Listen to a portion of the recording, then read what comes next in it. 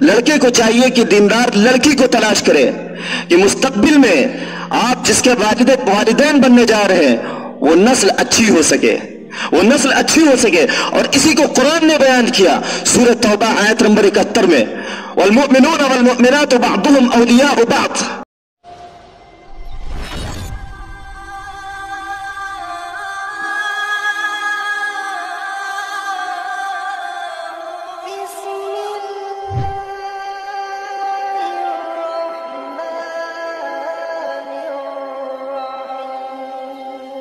بسم الله الرحمن الرحيم يا أيها الذين آمنوا اتقوا الله وابتغوا إليه الوسيلة وجاهدوا في سبيله لعلكم تفلحون صدق الله العظيم۔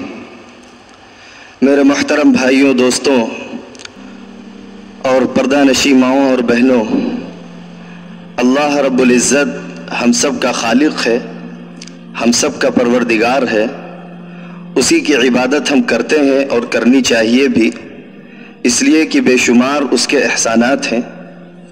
اللہ تعالیٰ نے قرآن مجید میں یہ ارشاد فرمایا کہ ایک روحانی زندگی ہے اور ایک جسمانی زندگی ہے۔ روحانی زندگی کی بھی غذا ہوا کرتی ہے اور اس کو بھی اللہ تعالیٰ نے ہمیں دیا ہے، اور ایک جسمانی غذا ہوتی ہے، اس کا بھی انتظام فرمایا ہے۔ اللہ تعالیٰ نے تمام ارواح کو جمع کر کے اور یہ ارشاد فرمایا سورہ اعراف آیت نمبر 172 میں، الست بربکم، کیا میں تمہارا پروردگار نہیں ہوں؟ سب نے کہا قالوا بلا، کیوں نہیں، آپ ہی ہمارے پروردگار ہیں۔ اور یہ سلسلہ جاری ہوا عالم ارواح سے، اور یہ سلسلہ بند نہیں ہوا، یہ سلسلہ جاری ہے۔ اللہ تعالیٰ نے یہ سوال کیا ارواح سے، اور اس دنیا میں ہم آتے ہیں، جسم کے ساتھ روح کو جوڑ دیا جاتا ہے، اور اس دنیا میں ہم آ جاتے ہیں، اور اس دنیا میں آتے ہی ہم نے خود کہا سورہ فصلت آیت نمبر 30 میں، ان الذین قالوا ربنا اللہ ثم استقاموا تتنزل علیہم الملائکہ، یہ ہم نے خود کہا، اے پروردگار عالم آپ ہی ہمارے اللہ ہیں، اے اللہ آپ ہی ہمارے پروردگار ہیں، اور اس پر جمے ہوئے ہیں۔ اگر آپ جمے ہوئے ہیں تو آپ کو ڈرنے کی کوئی ضرورت نہیں ہے، اب آپ ڈریں گے نہیں، اور فرشتے آئیں گے آپ کو سلام پیش کریں گے اور آپ کو جنت کی خوشخبری سنائیں گے، وہ جنت جس کو اللہ تعالیٰ نے تیار کیا ہے، بنایا ہے۔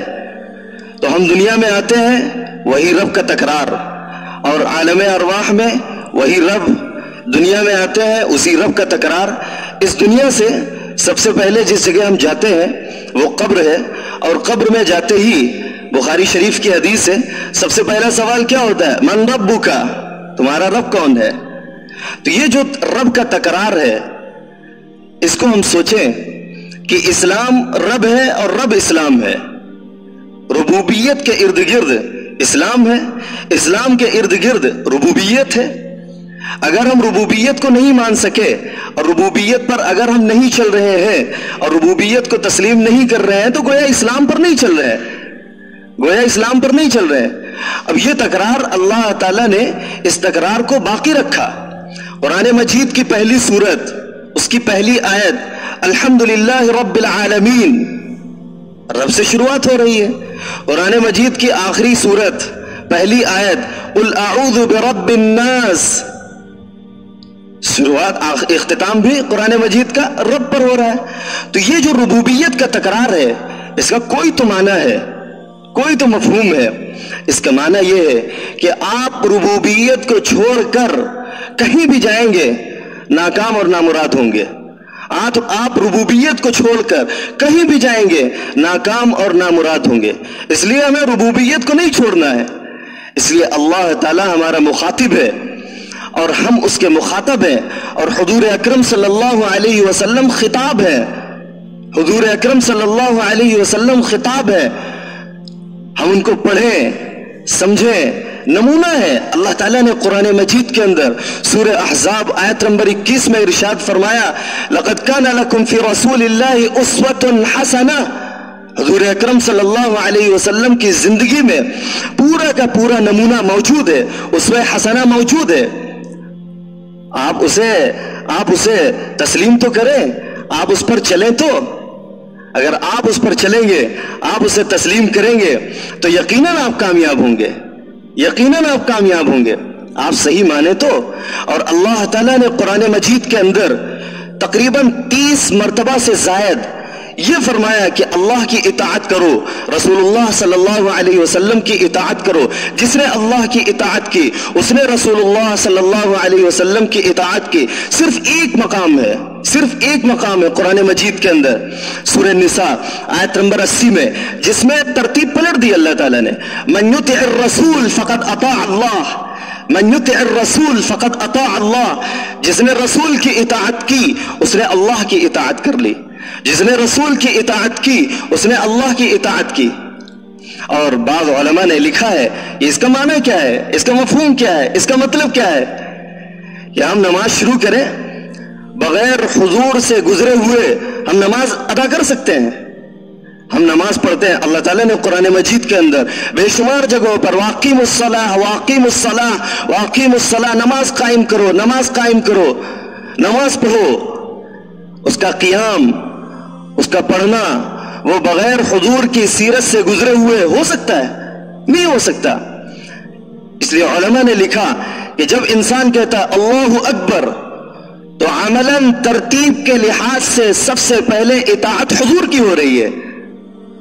عملاً ترتیب کے لحاظ سے سب سے پہلے اطاعت حضور کی ہو رہی, اس کے بعد نماز قائم ہو رہی, اس کے بعد نماز قائم ہو رہی.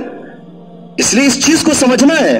اللہ تعالیٰ ہمارا مخاطب ہے, ہم اس کے مخاطب ہیں, اور حضور اکرم صلی اللہ علیہ وسلم خطاب ہے. اور ان تینوں چیزوں کو اگر آپ جوڑیں تو توحید, رسالت اور آخرت, توحید, رسالت اور آخرت, اللہ تعالیٰ اور آخرت, ان دونوں میں جو لنک پیدا کرتی ہے وہ ہے رسالت. ان دونوں میں جو لنک پیدا کر دی ہے وہ ہے رسالت. اگر رسالت کو آپ ہٹا دیں تو سب ختم ہو جاتا ہے. یہی رسالت اور انبیاء کی آمد, انبیاء کی آمد یہ انسانی روح کی غذا ہے, انسانی روح کی غذا ہے. اور قرآن مجید ہم سب کے لیے غذا ہے, ہم سب کے لیے غذا ہے. قرآن مجید میں اللہ تعالیٰ نے ارشاد فرمایا یہ ہدایت نامہ ہے, یہ ہدایت نامہ ہے. قرآن مجید کی پہلی آیت الف لام میم ذالک الکتاب لا ریب فیہ, اس میں کوئی شک نہیں.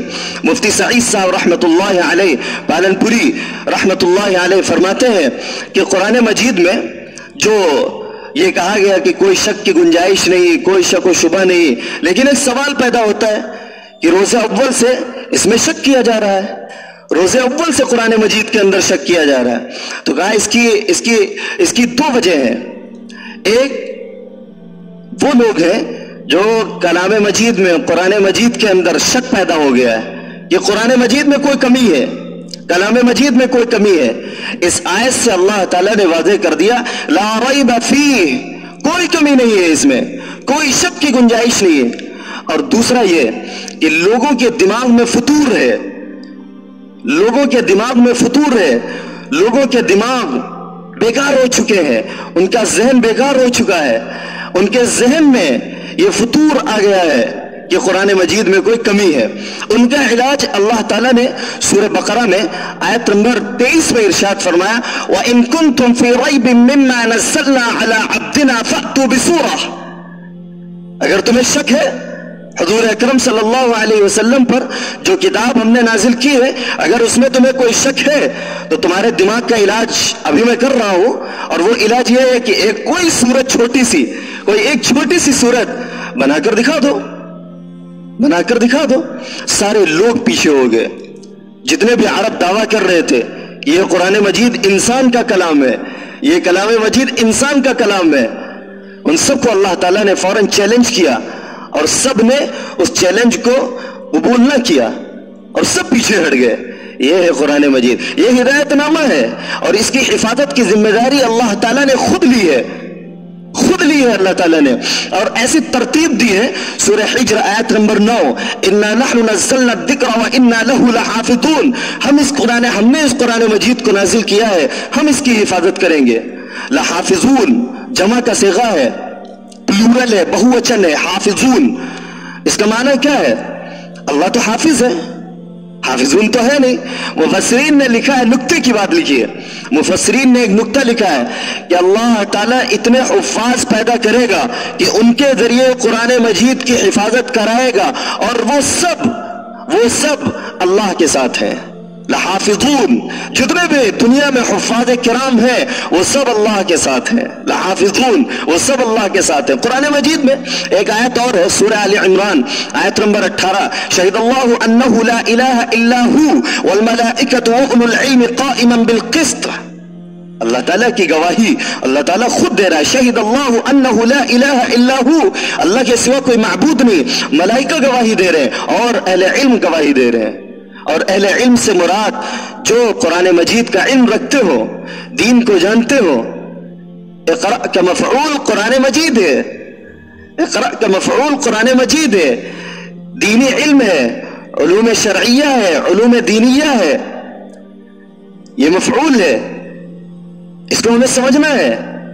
اس کی حفاظت کی ذمہ داری اللہ تعالیٰ نے خود لی ہے۔ کیوں لی ہے؟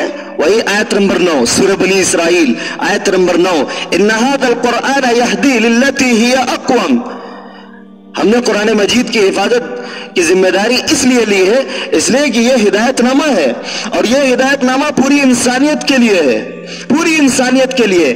اس قرآن مجید پر سب کا حق ہے، کسی ایک گروپ کا، کسی ایک جماعت کا، کسی ایک فریق کا، کسی ایک گروہ کا اس پر حق نہیں ہے، پوری انسانیت کا حق ہے، پوری انسانیت کا حق ہے۔ اس لیے سورہ قلم کی آخری آیت وَمَا هُوَ إِلَّا ذِكْرٌ لِّلْعَالَمِينَ آیت نمبر 52 ہے، وَمَا هُوَ إِلَّا ذِكْرٌ لِّلْعَالَمِينَ، پورے عالم کے لیے نصیحت نامہ ہے، پورے عالم کے لیے نصیحت نامہ ہے۔ آپ پڑھیں تو صحیح، پورے عالم کے لیے نصیحت نامہ ہے، پوری انسانیت کے لیے ہدایت نامہ ہے۔ قرآن مجید سورہ بقرہ آیت نمبر 185 میں ھدی للناس، پوری انسانیت کے لیے ہدایت نامہ ہے۔ اسی لیے اللہ تعالیٰ نے قرآن مجید کے اندر حضور اکرم صلی اللہ علیہ وسلم کے ذریعے یہ پیغام دیا کہ آپ ان سے فرما دیجئے، آپ ان کافروں سے فرما دیجئے، اللہ ربنا وربکم۔ سورہ شورى آیت نمبر 15، اللہ ربنا وربکم، آپ نے فرما دیجئے اللہ ہمارا رب ہے اور اللہ تمہارا بھی رب ہے، اللہ ہمارا پروردگار ہے، اللہ تمہارا بھی پروردگار ہے۔ اللہ کا کوئی ڈیوائیڈ نہیں ہے، کوئی تقسیم نہیں ہے اللہ کی، قرآن مجید کی کوئی تقسیم نہیں، اور یہاں تک کہ حضور اکرم صلی اللہ علیہ وسلم کی کوئی تقسیم نہیں۔ قرآن مجید میں سورہ اعراف آیت نمبر 158 میں ارشاد فرمایا قل انی رسول اللہ الیکم جمیعا، آپ فرما دیجئے کہ میں اللہ کی جانب سے تم سب کی طرف بھیجا گیا ایک رسول ہوں، تم سب کی ہدایت کے لیے آیا ہوں، تم سب کو روحانی غذا پہنچانے کے لیے آیا ہوں، پوری انسانیت کو مخاطب کر کے۔ کوئی تقسیم نہیں، نہ دین کی کوئی تقسیم ہے، نہ اللہ کی کوئی تقسیم ہے، نہ قرآن مجید کی کوئی تقسیم ہے، نہ رسول اللہ صلی اللہ علیہ وسلم کی تقسیم ہے۔ پورا عالم کے لیے ہے یہ دین، پورا عالم کے لیے اللہ تعالیٰ ہے، پورا عالم کے لیے حضور اکرم صلی اللہ علیہ وسلم ہے، اور پورا عالم کے لیے دین ہے۔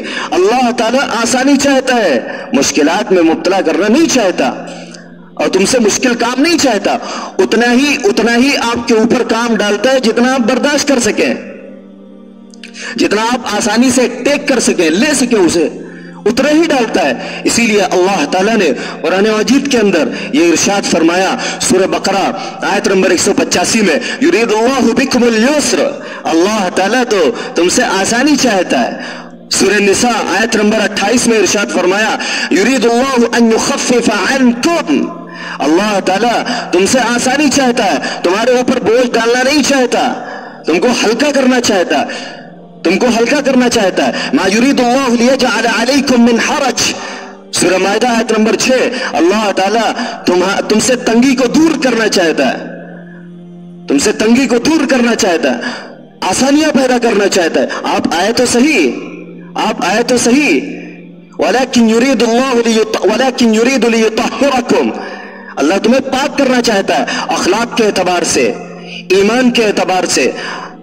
آپ کا دل پاک ہو، آپ کا کردار اچھا ہو، آپ کے اخلاق اچھے ہو، آپ کی آنکھیں گندی نہ ہو، آپ کے کان گندے نہ ہو، آپ کا دل پاک ہو، صاف ہو. یہ قرآنی ہدایات ہے.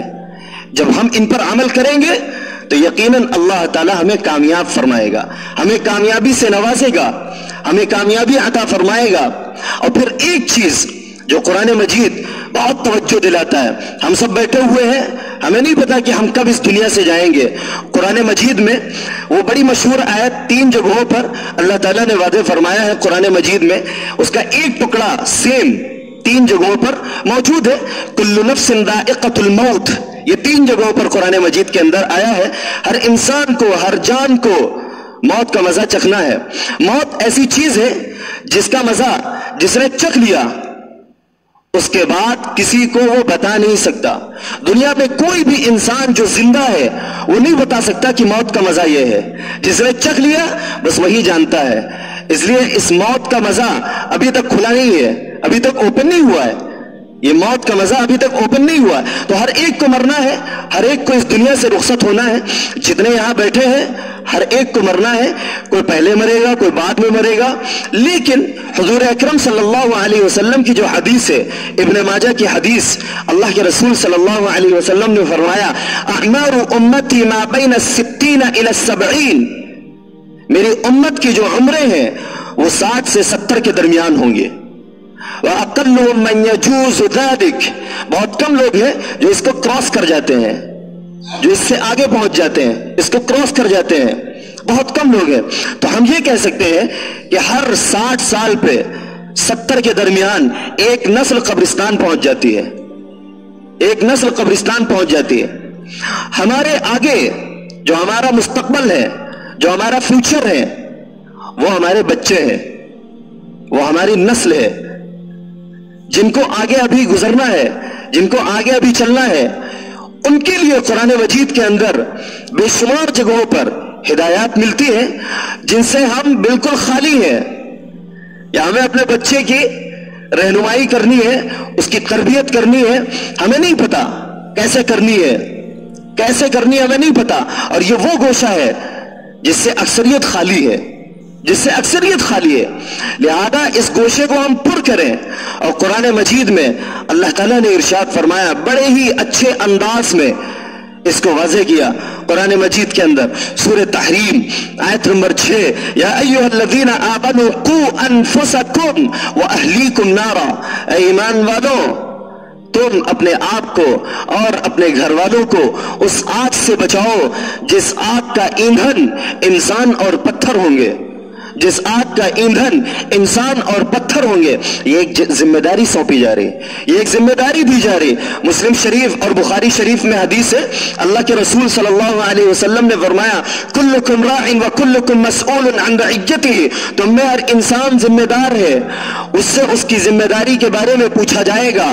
اس کی ماتحتی میں، اس کی زیر نگرانی میں جو بھی لوگ آتے ہیں، خادم ہیں، اس کے گھر والے ہیں، اس کے بچے ہیں، اس کی بیوی ہے، ان ہر ایک کے بارے میں اس سے پوچھا جائے گا. ایک ذات ہے جس سے کچھ نہیں پوچھا جائے گا، باقی جتنے بھی مخلوق ہے ان سب سے پوچھا جائے گا، کوئی نہیں بچے گا. اللہ تعالیٰ نے قرآن مجید کے اندر سورہ انبیاء آیت نمبر 23 میں ارشاد فرمایا لا يسأل عما يفعل وهم يسألون، کہ ایک ذات ہے جس سے کچھ نہیں پوچھا جائے گا، باقی ہر ایک سے پوچھا جائے گا. انبیاء علیہ السلام، آدم علیہ السلام سے لے کر کے حضرت محمد صلی اللہ علیہ وسلم تک تمام انبیاء اور رسل سے ان کی ذمہ داری کے بارے میں پوچھا جائے گا. آدم علیہ السلام کی قوم سے لے کر کے حضرت محمد صلی اللہ علیہ وسلم کی امت تک ہر ایک سے پوچھا جائے گا، کوئی نہیں بچے گا. فَلَنَسْأَلَنَّ الَّذِينَ أُرْسِلَ إِلَيْهِمْ وَلَنَسْأَلَنَّ الْمُرْسَلِينَ سورہ اعراف آیت نمبر 6. ہر ایک سے پوچھا جائے گا، رسول سے، انبیاء سے، اور انبیاء اور رسول کو جن کے درمیان بھیجا ان سے بھی پوچھا جائے گا، ان سے بھی پوچھا جائے گا، کوئی نہیں بچ سکے گا. لہذا ہم سب ذمہ دار ہیں. اب ہماری رعایت، سب سے پہلی رعایت کون ہے؟ سب سے پہلی رعایت ہمارا جسم ہے. ہم اس پر محنت کریں، ہم اس پر محنت کریں. اور قرآن مجید کے اندر ہمارے جسم کے 6 اعضاء کو مخاطب کیا گیا ہے, 6 اعضاء کو ڈیفائن کیا گیا ہے کہ یہ 6 اعضاء تمہارے خلاف گواہ بن جائیں گے, تمہارے خلاف گواہ بن جائیں گے. یہ 6 اعضاء تمہارے خلاف گواہ بن جائیں گے. قرآن مجید کو آپ دیکھیں, سورہ یاسین آیت نمبر 65, اليوم نختم على افواہہم وتکلمنا ایدیہم وتشہد ارجلہم بما كانوا یکسبون.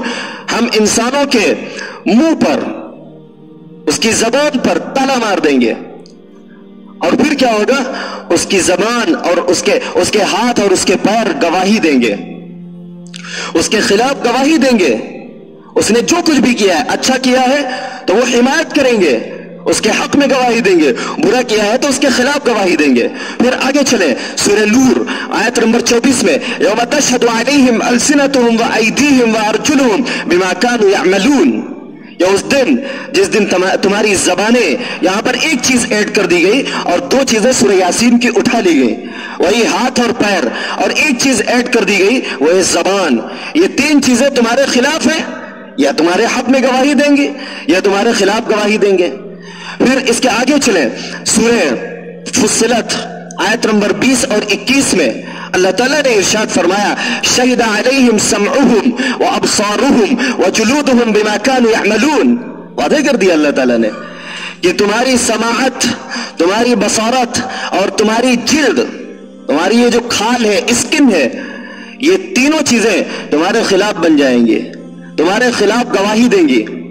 یہ 6 چیزیں ہو گئی, ہاتھ, پیر اور زبان, ہماری سماعت, ہماری بصارت اور ہمارے جسم کی کھال, جلد, یہ ہمارے خلاف بن جائیں گے. اب یہ خلاف نہ بنے اس کے لیے محنت ہے. اگر یہ اور جلد نے توحید کی, ہمیں توحید کا پیغام دیا. انسان جلد کو مخاطب کرے گا اور کہے گا لما شہدتم علینا, تو نے ہمارے خلاف گواہی دے دی, تو ہمارے خلاف ہو گئی.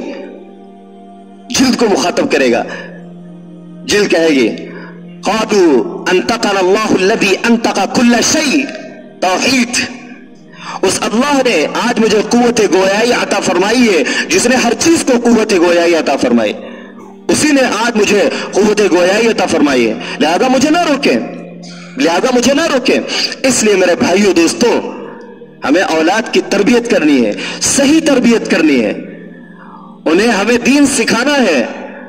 قرآن مجید کے اندر حضرت یحییٰ علیہ السلام کے سلسلے میں, اور ایک ایسا نظام ہے, یہ ایک ایسا نظام ہے ایڈوانس میں, اس کے سلسلے میں یہ بات کہی گئی. بخاری شریف کی حدیث ہے, اللہ کے رسول صلی اللہ علیہ وسلم نے فرمایا تنکح المرأة لأربع, 4 بنیاد پر, 4 وجوہات پر تم شادی کرو. لمالها ولحسبها ولجمالها ولدينها فاظفر بذات الدين. مال کی وجہ سے, خاندان کی وجہ سے, خوبصورتی کی وجہ سے اور دین کی وجہ سے, لیکن ترجیح کس کو دینی ہے؟ دین کو. علماء نے لکھا ہے, علماء نے لکھا ہے کہ جس نسل کے آپ ابا بننے جا رہے ہیں, کوئی عورت ماں بننے جا رہی ہے, لہذا ایک دوسرے کو تعلیم دی گئی ہے کہ آپ اچھے لڑکے کو تلاش کریں, دیندار لڑکے کو تلاش کریں. لڑکے کو چاہیے کہ دیندار لڑکی کو تلاش کرے, کہ مستقبل میں آپ جس کے والدین بننے جا رہے ہیں وہ نسل اچھی ہو سکے, وہ نسل اچھی ہو سکے. اور اسی کو قرآن نے بیان کیا سورہ توبہ آیت نمبر 71 میں, والمؤمنون والمؤمنات بعضهم اولیاء بعض. اہل ایمان مرد, اہل ایمان عورتیں ایک دوسرے کے ساتھی ہیں. کن چیزوں میں؟ کن چیزوں میں؟ یأمرون بالمعروف وینہون عن المنکر, بھلائی کا حکم کرنے میں, برائی سے روکنے میں, نماز کو قائم کرنے میں, زکوٰۃ دینے میں, اللہ اور اس کے رسول کی اطاعت کرنے میں. یہ ایک دوسرے کے ساتھی ہیں, یہ ایک دوسرے کے ساتھی ہیں. لہذا یہاں سے پلاننگ شروع ہو رہی ہے, یہاں سے پلاننگ شروع ہو رہی. ہمارا نکاح ہو گیا, اس کے بعد اللہ کے رسول صلی اللہ علیہ وسلم نے بہترین تعلیم دی, بہترین تعلیم دی. بخاری شریف میں حدیث موجود ہے, آپ نے فرمایا کہ جب انسان مرد اپنی بیوی سے ملے تو سب سے پہلے اسے دعا پڑھنی چاہیے, اللہم جنبنا الشیطان وجنب الشیطان ما رزقتنا. یہاں شیطان سے حفاظت, یا اللہ ہم دونوں کی حفاظت فرما, اور آپ ہمیں جو رزق دینے والے ہیں, رزق سے مراد اولاد, اس کو بھی شیطان سے بچا, اس کی بھی حفاظت شیطان سے فرما. یہ اللہ تعالیٰ نے ہمیں، اللہ کے رسول صلی اللہ علیہ وسلم نے ہمیں تعلیم دی، اور یہ وہ تعلیم ہے جو آگے کی نسل کے بارے میں ہمیں جو ہے ایک پلاننگ دی جا رہی ہے کہ وہ آپ کی نسل کیسی ہونی چاہیے. اور پھر اس کے بعد دعائیں سکھائی قرآن مجید کے اندر. یہ حضرت زکریا علیہ السلام کیا دعا فرما رہے ہیں؟ سورہ آل عمران آیت نمبر 38 میں، رب هب لي من لدنك ذرية طیبہ، اے اللہ آپ اپنے پاس سے پاکیزہ اولاد عطا فرما دیجئے، پاکیزہ اولاد عطا فرما دیجئے. حضرت ابراہیم علیہ السلام سورہ صافات آیت نمبر 100، رب هب لي من الصالحین، اے پروردگار عالم آپ ہمیں ایسی اولاد، ایسا بیٹا عطا فرما دیجئے جو نیک ہو، صالح ہو، وہ ہمیں عطا فرما دیجئے. شادی ہو گئی، اب آپ دعائیں کریں، اے اللہ نیک اولاد عطا فرما دیجئے، نیک اولاد عطا فرما دیجئے. نیک اولاد ملے گی، اچھا گھرانہ بنائیں گے، آپ اچھی تربیت کریں گے تو یہی گھرانہ جنت میں اونچے درجات پر ہوگا. اور اس کو قرآن نے بیان کیا. اللہ تعالیٰ نے سورہ طور آیت نمبر 21 میں ارشاد فرمایا، والذین آمنوا واتبعتهم ذريتهم بإيمان الحقنا بهم ذريتهم وما ألتناهم من عملهم من شيء. وہ لوگ جو ایمان لائے اور ان کی ذریت اور ان کی اولاد نے ان کے ایمان میں ان کی پیروی کی، ہم انہیں کل قیامت میں ان کے ساتھ کر دیں گے اور ان کے عمل میں کوئی بھی کمی نہیں کریں گے، ان کے ساتھ ملا دیں گے. وہ کیا ہوگا؟ مفسرین نے لکھا ہے کہ بچے کے عمل میں کوئی کمی ہوگی اور باپ جنت کے اونچے درجے میں ہے اور اونچے مقام پر ہے، تو بچے کے عمل میں کوئی کمی ہوگی تو اس بچے کو اللہ تعالیٰ اوپر والے درجے میں پہنچا دے گا، ماں باپ کے ساتھ کر دے گا. یہ سب ایک ساتھ ہو جائیں گے. یہ مطلب ہے. اس لیے جب آپ اچھی تربیت کریں گے تو یہ آپ کے لیے جنت بن جائیں گے، اور جب آپ ان کے لیے اچھی تربیت نہیں کریں گے تو یہ آپ کے لیے فتنہ بن جائیں گے. جس کو قرآن مجید کے اندر سورہ تغابن آیت نمبر 15 میں ارشاد فرمایا، انما اموالکم و اولادکم فتنہ، تمہارا مال، تمہاری اولاد یہ تمہارے لیے فتنہ ہے. اگر تربیت اچھی کر دی ہے تو یہ فتنہ نہیں ہے، یہ تمہارے لیے رحمت ہے. یہ زحمت نہیں ہے، یہ تمہارے لیے رحمت ہے، اور یہ تمہارے لیے جنت ہے. یہ تمہارے لیے جنت بن جائیں گے. اور اگر اچھی تربیت نہیں کی تو یہ فتنہ ہے، دنیا کے اندر بھی اور آخرت کے اندر بھی. آخرت کے اندر کس طرح سے فتنہ ہے؟ اللہ تعالیٰ نے قرآن مجید کے اندر سورہ احزاب آیت نمبر 67 اور 68 میں ارشاد فرمایا، قالوا ربنا اطعنا سادتنا وكبراءنا فاضلونا السبيل ربنا آتهم ضعفين من العذاب والعنهم لعنا كبيرا. اے اللہ یہ ہمارے ماں باپ ہیں، انہیں آپ روکیے. یہ ہمارے بڑے ہیں، انہیں آپ روکیے. ہم نے ان کی اطاعت کی ہے، انہوں نے ہمیں جو بتایا وہ ہم نے کیا، انہوں نے ہمیں راستے سے ہٹا دیا.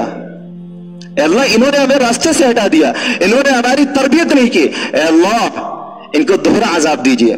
اپنے ماں باپ کے سلسلے میں کہہ رہے ہیں. یہی بچے جن کے لیے ہم دنیا میں تڑپ جاتے ہیں. دوسرے کا بچہ روتا ہے تو یہاں درد ہوتی ہے، دماغ میں درد ہوتا ہے، اور جب اپنا بچہ روتا ہے تو یہاں درد ہوتا ہے. یہی ہوتی ہے نا کیفیت. جب دوسرے کا بچہ روتا ہے تو دماغ میں درد ہوتا ہے، اور جب اپنا بچہ روتا ہے تو دل میں درد ہوتا ہے. یہ ایک کیفیت ہے. تڑپ جاتے ہیں. یہی تڑپ اگر دنیا کے اندر تربیت کے لحاظ سے ہو جائے، یا ہمارا بچہ جہنم کی آگ سے بچ جائے، جہنم سے نکل جائے، جہنم سے بچ جائے، تو ہمارے لیے بہت اچھی بات ہے. یہ ہمارے لیے سرمایہ بن جائے گا، یہ ہمارے لیے جنت میں جانے کا ذریعہ بن جائے گا. اور انہی بچوں کی اگر تربیت نہ کی تو یہ ہمارے لیے جہنم میں جانے کا باعث بن جائیں گے. حضرت عمر رضی اللہ عنہ کے پاس، آخری بات کر کے اپنی بات کو ختم کرتے ہیں، حضرت عمر رضی اللہ عنہ کے پاس ایک شخص آیا اور کہنے لگا، امیر المؤمنین میرا بچہ میری اتباع نہیں کرتا ہے، میری اطاعت نہیں کرتا ہے. بلاؤ اسے. بلایا گیا. کیوں بھائی، تمہارے والد کے تمہارے اوپر کچھ حقوق ہیں، انہیں کیوں نہیں ادا کرتے ہو؟ امیر المؤمنین یہ لفظ حقوق پہلی بار سنا ہے. یہ ہم نے ایک رسالے میں پڑھا، یہ واقعہ ہم نے ایک رسالے میں پڑھا. مصلح امت حضرت مولانا وسیع اللہ صاحب رحمت اللہ علیہ، الہ آبادی رحمت اللہ علیہ کے حوالے سے ایک رسالے میں پڑھا. تو اس میں لکھا، یہ واقعہ لکھا ہوا ہے کہ وہ بچہ آتا ہے اور کہتا ہے کہ ہم نے لفظ حقوق پہلی بار سنا ہے، آپ ہمیں یہ بتائیں کہ حقوق ہوتے کیا ہیں؟ تو امیر المؤمنین رضی اللہ عنہ نے فرمایا کہ تمہارے والد کے تمہارے اوپر جو حقوق ہیں وہ یہ ہے کہ ان کی اطاعت کرو، ان کی تعظیم کرو، ان کی خدمت کرو. یہ تینوں الگ معنی میں ہے. ان کی اطاعت کرو، ان کی تعظیم کرو، ان کی خدمت کرو. ٹھیک ہے امیر المؤمنین، آپ ہمیں بتائیں کہ ہمارے حقوق کیا ہیں، ان کے اوپر ہمارے حقوق کیا ہیں، آپ یہ بھی بتا دیں. امیر المؤمنین رضی اللہ عنہ نے فرمایا کہ بچے کے حقوق یہ ہے کہ جب بچہ پیدا ہو تو اس کا اچھا نام رکھا جائے اور اس کی دینی تربیت کا اہتمام کیا جائے، اس کی دینی تربیت کی جائے اور اس کو جو ہے اس کے اچھے گھرانے میں، دیندارانہ گھرانے میں شادی کرا دی جائے. امیر المؤمنین، اب آپ میری سنیں، انہوں نے جو میری ماں ہے بدنام زمانہ سے شادی کی. انہوں نے جو میری ماں ہے وہ بدنام زمانہ ہے، انہوں نے ان سے شادی کی، جس کے نتیجے میں ہوا. میرا نام انہوں نے جوہل رکھا، جیم عین لام جوہل. جوہل کے معنی ہوتے ہیں گوبر میں رہنے والا کیڑا، گندگی میں رہنے والا کیڑا. انہوں نے میرا نام یہ رکھا. اور دینی تربیت اگر کرتے تو آج یہ معاملہ آپ کے پاس نہ آتا، ہم ان کی اطاعت بھی کر رہے ہوتے، ہم ان کی تعظیم بھی کر رہے ہوتے، ہم ان کی خدمت بھی کر رہے ہوتے. لہذا میرے بھائیوں دوستوں، بچوں کی تربیت کا اہتمام کریں. ہم ایک بات کہا کرتے ہیں کہ مدرسے میں پڑھانا فرض نہیں ہے، کالج اور یونیورسٹی میں پڑھانا حرام نہیں ہے. مدرسے میں پڑھانا فرض نہیں ہے، کالج اور یونیورسٹی میں پڑھانا اپنے بچوں کو حرام نہیں ہے. پھر کیا ہے؟ دیندار بنانا اصل ہے، دیندار بنانا اصل ہے. آپ اپنے بچے کو ڈاکٹر بنا دیں، انجینئر بنا دیں، پیڈیٹریشن بنا دیں، کارڈیولوجسٹ بنا دیں، ڈرمٹولوجسٹ بنا دیں، جتنے بھی لاجسٹ ہیں سب بنا دیں، ساری چیزیں بنا دیں.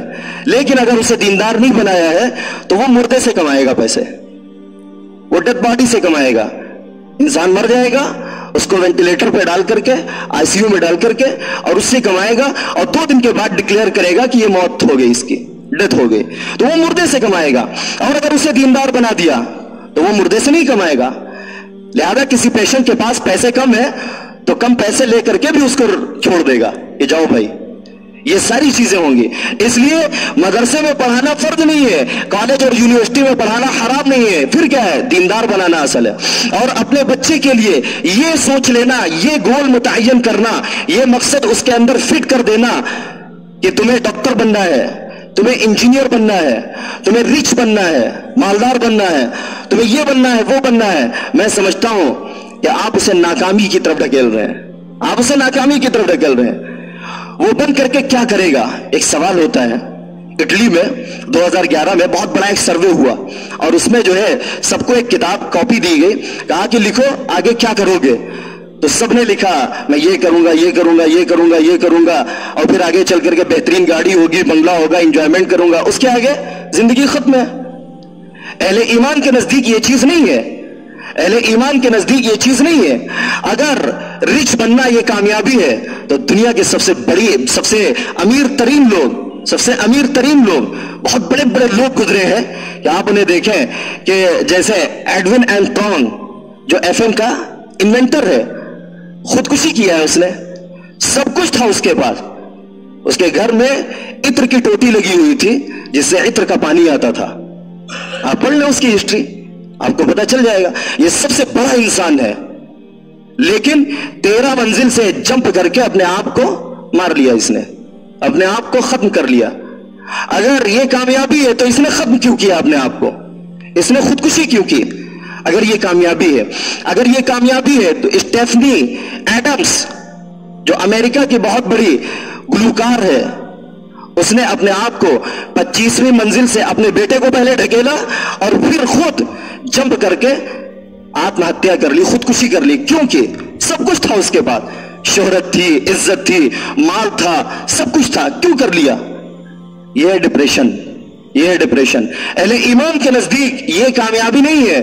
اہل ایمان کے نزدیک اللہ ہم سے راضی ہو جائے اور ہمیں جنت مل جائے، یہ کامیابی ہے. اسی کو قرآن نے بیان کیا سورہ رات آیت نمبر 28 میں، الا بذکر اللہ تطمئن القلوب.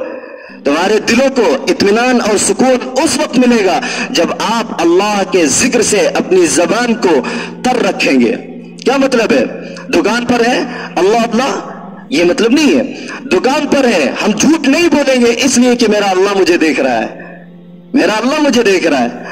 ہم کسی بھی جگہ ہوں, میرا اللہ مجھے دیکھ رہا ہے, اس لیے ہم جھوٹ نہیں بولیں گے, اس لیے ہم یہ غلط کام نہیں کریں گے, اس لیے کہ میرا اللہ مجھے دیکھ رہا ہے. اس لیے بچوں کی تربیت کے لحاظ سے کانشیس ہو جائے, ہم ان کی تربیت کریں. اس سے پہلے اپنی تربیت کر لیں. ہم کیسے رہیں؟ اچھے ماں باپ وہ ہیں جو خوش رہیں, اچھے ماں باپ وہ ہیں جو خوش رہیں, اچھے ماں باپ وہ ہیں جو اپنے آپ کو بھی وقت دیں. حضرت عبداللہ ابن حارث رضی اللہ عنہ فرماتے ہیں, اللہ کے رسول صلی اللہ علیہ وسلم سے زیادہ میں نے کسی کو خوش ہوتے نہیں دیکھا. اور آپ کھیلتے تھے بچوں کے ساتھ, مدینہ منورہ میں آپ جاتے, بچوں سے آگے نکل جاتے اور ایسے ہو جاتے اور کہتے بچوں سے کہ جو سب سے پہلے مجھے چھوئے گا میں اسے انعام دوں گا, میں اسے انعام دوں گا. آپ یہ کرتے تھے. بچوں کے ساتھ بہترین ریلیشن بنائے, اچھا ریلیشن بنائے. جو باپ جو ماں یہ کہتے ہیں کہ میں نے اپنے بچے کو کبھی بھی کسی چیز کے بارے میں انکار نہیں کیا, وہ جو مانگتا ہے میں دے دیتا ہوں, وہ ایموشنلی کنیکٹ نہیں ہوئے ہیں, وہ ایموشنلی کمزور ماں باپ ہیں, وہ کمزور ماں باپ ہیں. انہوں نے اپنے بچوں کی تربیت نہیں کی. جب کبھی اسے کوئی دھچکا لگے گا, کبھی باہر جائے گا, بڑے ادارے میں جائے گا, ناکام ہوگا, یا کوئی اسے جو ہے کسی سے کچھ مانگے گا اور اسے نہیں ملے گی, تو وہ بہت ناکام اور نامراد بچہ ہوگا, اور وہ اپنے آپ کو اس وقت جو ہے سنبھال نہیں پائے گا, اسٹیبل نہیں کر پائے گا, وہ سنبھال نہیں سکے گا. اس لیے میرے بھائیو دوستوں, اپنے بچوں کی صحیح تربیت کریں, اس سے پہلے اپنی تربیت کر لیں. ہم خوش رہنا سیکھیں, اچھا ریلیشن بلڈ کریں اپنے بچوں کے ساتھ. جب اچھا ریلیشن آپ بلڈ کریں گے, ان سے بات کریں, ان سے بات کریں, وقت نکالیں. ایک بچہ آتا ہے, لائن کھینچ کر کے لاتا ہے کاغذ پر, دیکھو دیکھو ابا ہم نے جو ہے ڈرائنگ کی ہے, اور آپ اسے یہ کیا کر رہے ہو, ہمارے پاس وقت نہیں ہے. آج آپ کے پاس وقت نہیں, کل آپ جب اس سے بات کرنا چاہیں گے اس کے پاس وقت نہیں ہوگا, اس کے پاس وقت نہیں ہوگا. اس لیے ہم اپنے بچوں کو اس وقت زیادہ مارتے ہیں, ہم بالکل شریعت کے خلاف کر رہے ہیں, شریعت کے بالکل خلاف کر رہے ہیں. صحیح ابن حبان کی حدیث سے آقا مدنی علیہ السلام نے فرمایا کہ آپ اپنے بچوں کو نماز کا حکم دیں جب 7 سال کے وہ ہو جائیں, نماز کا حکم دیں انہیں, 7 سال کی عمر تک نماز کا حکم دیتے رہے انہیں. 7 سال کے بعد جب وہ 10 سال تک پہنچے, 10 سال کے پار ہو جائیں, تب آپ انہیں تادیباً ضرب بھی لگا سکتے ہیں, گال پر نہیں, تادیباً ماریں گے, شولڈر پر مار دیں گے, لیکن تادیباً ماریں گے انہیں, تادیباً ماریں گے. ہمارے یہاں کیا ہے کہ ہم بچے کی حجامت اسی عمر میں بنا دیتے ہیں, اسی عمر میں بہت مارتے ہیں, بے شمار مارتے ہیں, اور جب بڑا ہو جاتا ہے تب نہیں, تب کہتے ہیں اب بچہ بڑا ہو گیا کیا مارے اسے. یہ بالکل الٹ کر دیتے ہیں.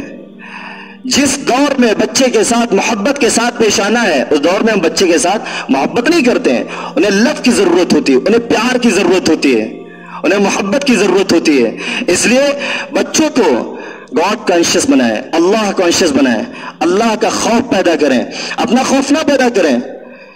بچے کو ماں بھیج رہی ہے باہر, بیٹا آپ پڑھنے جا رہے ہیں, دیکھو کچھ بھی غلط کرو گے, اپنے باپ کو جانتے ہو نا, اپنے والد کو جانتے ہو نا, ٹانگیں توڑ دیں گے, بہت ماریں گے.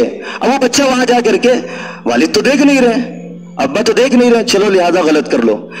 جب آپ اس بچے کے اندر یہ بٹھائیں گے کہ اللہ دیکھ رہا ہے, اللہ دیکھ رہا ہے, اللہ کا یہ عذاب ہے, یہ خوشخبریاں ہیں, جب آپ بچے کو یہ بتائیں گے تو وہ بچہ اللہ سے ڈرے گا, اور کہیں پر بھی ہوگا میرا اللہ مجھے دیکھ رہا ہے. یہ چند باتیں تھیں جس پر ہم عمل کریں گے تو اللہ تعالی ہمیں یقیناً کامیاب فرمائے گا. اللہ تعالی ہم سب کو عمل کی توفیق عطا فرمائے. وآخر دعوانا ان الحمد للہ رب العالمین.